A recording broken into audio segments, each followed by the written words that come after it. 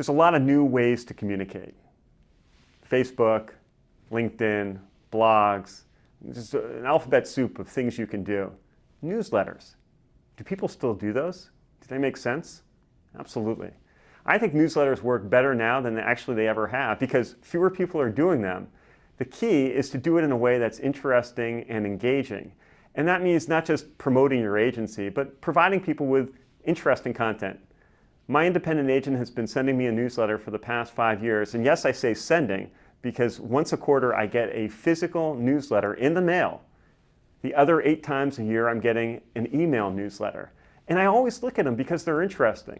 The past issue had an article about ride sharing. Everyone's talking about Uber and Lyft coming into the urban markets. But there are some insurance ramifications of using those services that I didn't know about until I read his newsletter. It also has a real human touch. I have an independent agent. I know that there are real people at that agency because every month someone from that agency is profiled.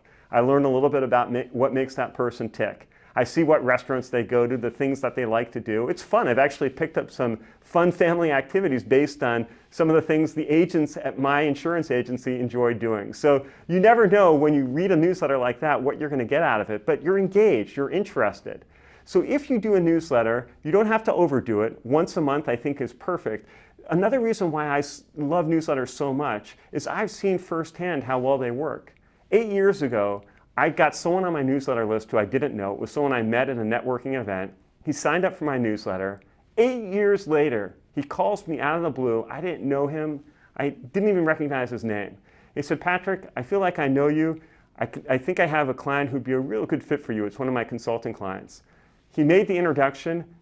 Today, this is our biggest client. It never would have happened without the newsletter. What a newsletter does that no other form of communications does is it gets into someone's email box, it gets into someone's post office box, it keeps you top of mind because you never know, you just never know when someone getting your newsletter may be in the position to refer you.